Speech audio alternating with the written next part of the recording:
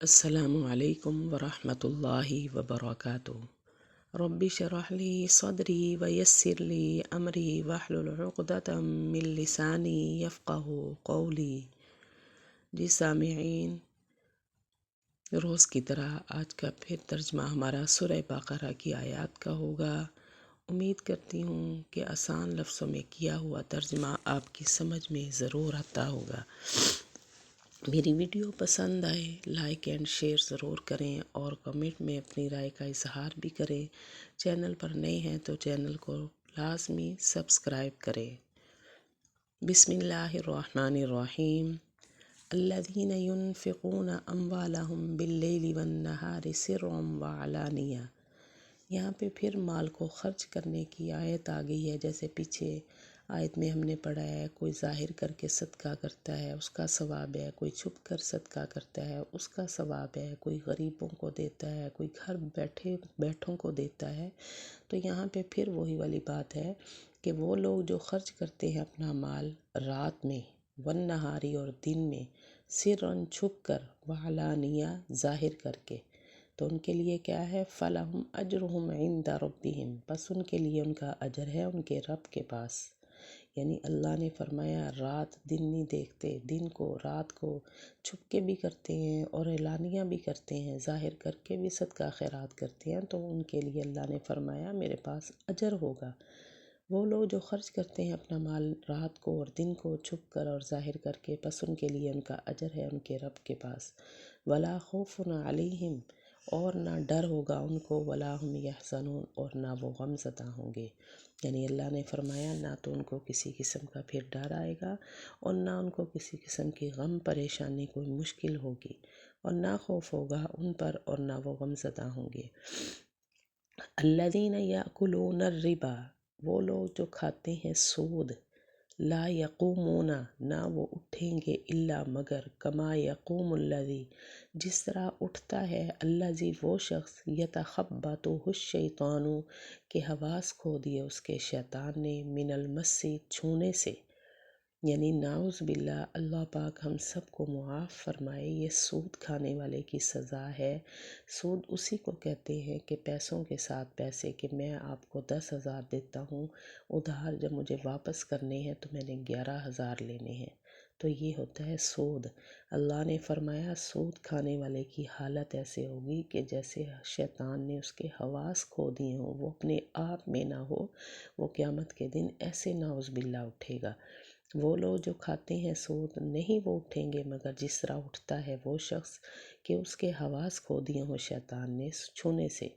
ذالک بانہم، یہ اس وجہ سے کہ بے شک، قالوا، انہوں نے کہا، انما البیع، بے شک خرید و فروخت، مثل الربا، سود جیسی ہے۔ یعنی ایسے انسان کا یہ حال کیوں ہوگا کہ اس نے خرید و فروخت کی طرح سود کو بنایا، کہ جیسے 10 روپے کی چیز لا کے 15 روپے کی بیچنا، یہ ہمارا منافع ہے، یہ سنت ہے۔ اللہ نے فرمایا یہ آپ کاروبار کر سکتے ہو، لیکن اس نے کیا کہا کہ اگر میں 10 روپے کے ساتھ 15 روپے لے رہا ہوں تو یہ بھی خرید و فروخت ہے۔ اللہ نے فرمایا کہ نہیں، یہ پیسے کے ساتھ پیسہ ایسے لینا، یہ سود کا مال ہے۔ کہ اس کے ساتھ ایسا کیوں ہوا؟ اس وجہ سے کہ بے شک وہ کہتے ہیں کہ بے شک خرید و فروخت سود جیسی ہے۔ وَأَحَلَّ اللَّهُ الْبَيْعَ، اب آگے بتا دیا کہ حلال کیا ہے اللہ نے خرید و فروخت کو، وَحَرَّمَ الرِّبَا، اور حرام کر دیا اللہ نے سود کو۔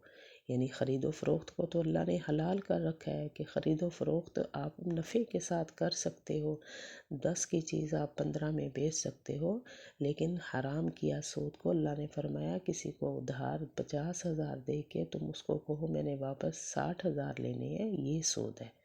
یہ اللہ نے اس کو حرام کر دیا ہمارے لیے، اور حلال کیا اللہ نے خرید و فروخت کو اور حرام کر دیا سود کو۔ فمن جاءہ موعظۃ من ربہ، پس وہ شخص کہ آ گئی اس کے پاس نصیحت اس کے رب کی طرف سے، فانتہا، پس وہ باز آ گیا، فلہ ما سلف، پس وہ اس کے لیے جو پہلے ہو چکا۔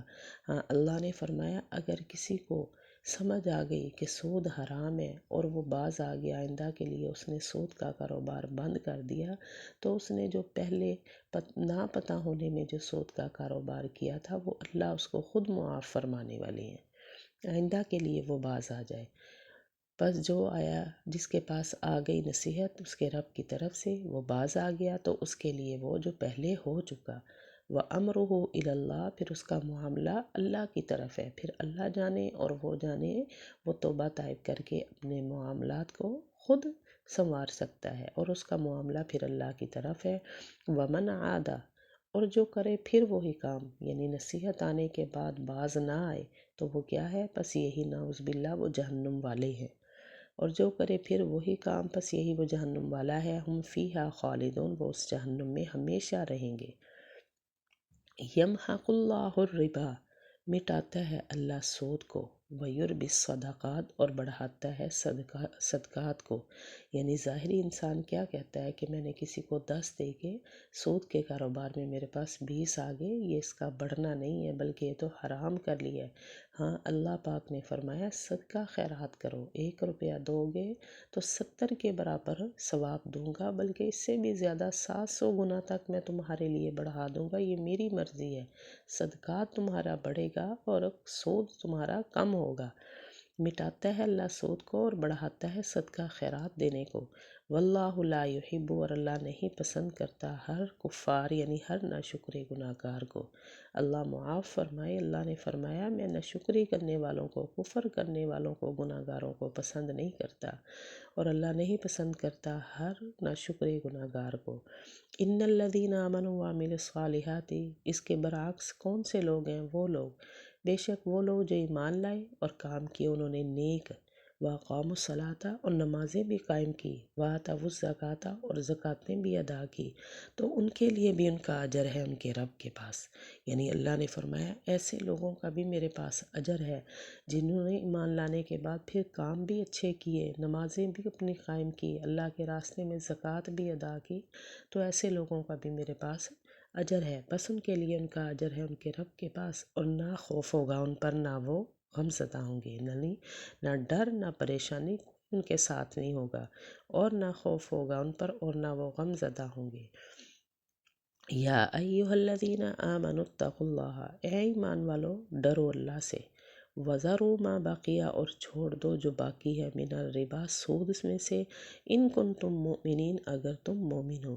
یعنی اے ایمان والو اگر تم ایمان لا چکے ہو، مومن بن چکے ہو، اللہ نے تمہارے دلوں میں ایمان کو ڈال دیا ہے، پھر سود کو چھوڑ دو۔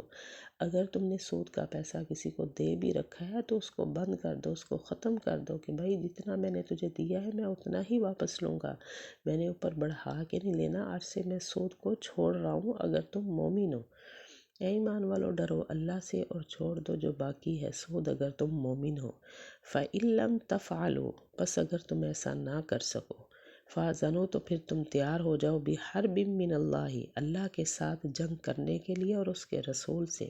یعنی اگر تم سود کو نہیں چھوڑ سکتے پھر بس اپنا حال تم خود سوچ لو کہ پھر تمہارے ساتھ کیا حال ہوگا۔ پس اگر نہ تم ایسا کرو پس تم تیار ہو جاؤ اللہ اور اس کے رسول سے جنگ کرنے کے لیے۔ وَإِن تُبْتُمْ فَلَكُمْ، اور اگر تم توبہ کر لو تو تمہارے لیے تمہارا اصل مال ہے، یعنی آئندہ کے لیے اگر تمہیں توبہ کر لو گے تو تمہارا جو تم نے اصل مال دے رکھا ہے، صرف اگر کسی کو 50,000 دیا ہے تو وہی واپس لو، اس کے اوپر واپس نہ لو اگر تم توبہ طائب ہو گئے ہو، اور اگر تم توبہ کر لو تو تمہارے لیے تمہارا اصل مال ہے۔ لا تظلمون ولا تظلمون، نہ تم ظلم کرو اور نہ تم پر ظلم کیا جائے۔ وَإِن كَانَ ذُو عُسْرَةٍ، اور اگر کوئی تنگ دست ہے، فَنَظِرَةٌ، پس مہلت دینی چاہیے آسانی ہونے تک۔